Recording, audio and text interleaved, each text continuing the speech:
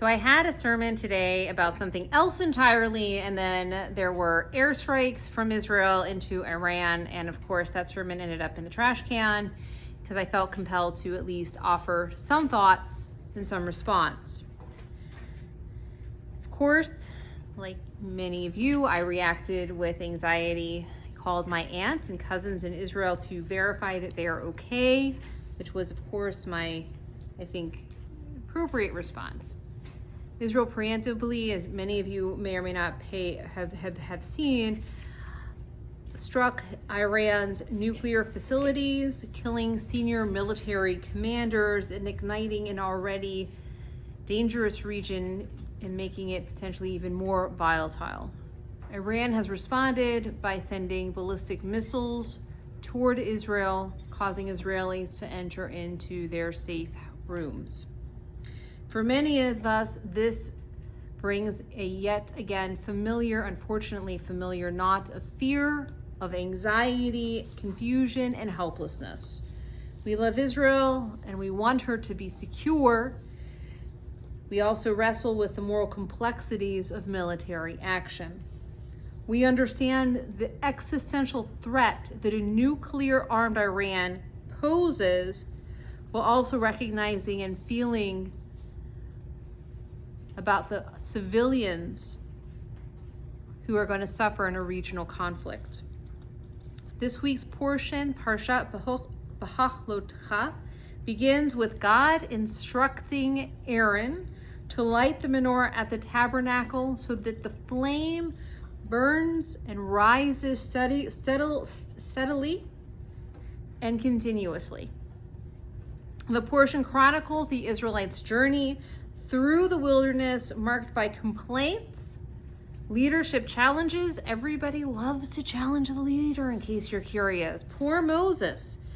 And the ever-present tension between divine guidance and human uncertainty. Like us, our ancestors wandered through periods of clarity and periods of confusion, of hope and of fear, always seeking the light that would forever guide them forward.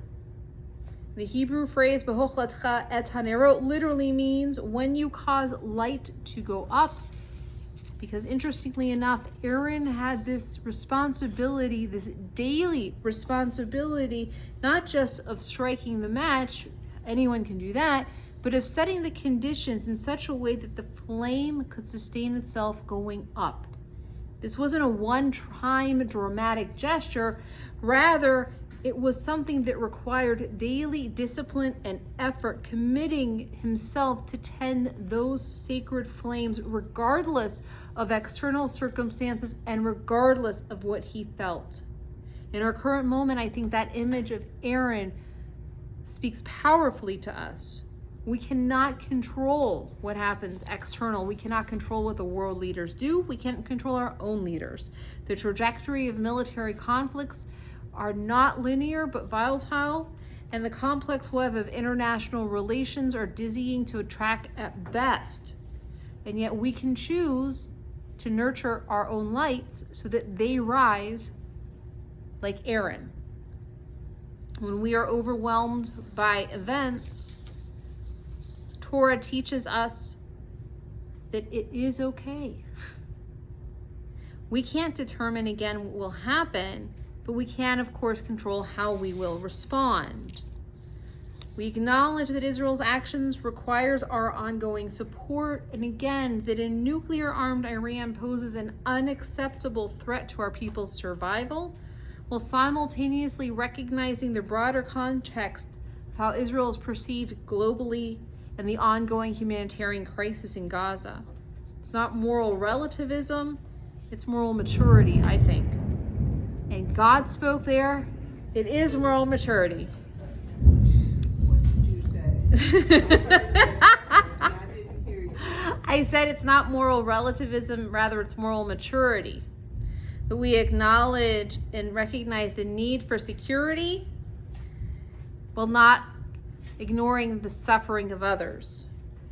That complexity doesn't mean we abandon our core of who we are. Like Aaron in the wilderness, we're called to tend faithfully. We must continuously pray for the swift return of the hostages as we're praying for the healing of Gaza. We must continuously pray for the healing of Israel and that no civilians die in Iran, I think. We have to remain and call up ourselves toward our highest values. Rashi teaches us that when Aaron lit the menorah, the flames had to rise by themselves. Sheya'alu haner me Elohim. We cannot force an authentic response to a crisis. We can only create the proper conditions to allow that response to emerge. It must rise through our own actions and by itself. To do that, we have to remain informed while not being consumed by the fire of those stories. We have to engage in dialogue and open debate while still maintaining our authentic selves and not being run over by others. We have to choose hope, which requires discipline rather than momentary inspiration of this is the silver bullet that will solve the problem. The medieval commentator Ibn Ezra notes that the menorah's 7 branches represent a completeness, not a perfection, a wholeness that includes shadow and light together, and our response to the crisis must be similarly complete, acknowledging Israel's legitimate security needs alongside the humanitarian crisis. We must tend to spiritual resilience while also working in the messy space of politics and advocacy. Feminist scholar Rachel Adler reminds us that Aaron, despite holding the highest ritual authority, still performed the daily task in the most humble way. True power, she teaches, is not found in dramatic gestures or dominance, but in patient, consistent work of tender care. If we are to truly engage in that constructive dialogue, we need to do so with patience, care, practice, and diligence. By choosing concrete actions over reactive rhetoric, we embody the understanding that lasting change comes through sustained attention to relationships and repair, not force alone. And when the Talmud teaches us that the temple was destroyed, the menorah's lights didn't disappear. Rather, it was dispersed into every single home. And as we look over at the candles, which are almost out, it's those candles which remain our memory of the menorah which once burned in the temple. And teaches us that the sacred light is not concentrated in one place in one response. Rather, it's dispersed across the community through countless acts of faithfulness. We light our inner flames this evening not because we can control the outcome, rather the act of lighting itself transforms us and transforms the world. Each time we choose constructive dialogue over reactive anger, each time we choose to support Israel while also working toward justice, we practice spiritual resilience in the face of chaos, and we kindle the menorah anew. In a world that often feels dark and chaotic, our task is clear: to be people who cause light to rise, who choose hope over fear, who never stop working, who live out the words that Isaiah promised. The light of peace will illuminate all the earth, and nation shall not lift up sword against nation.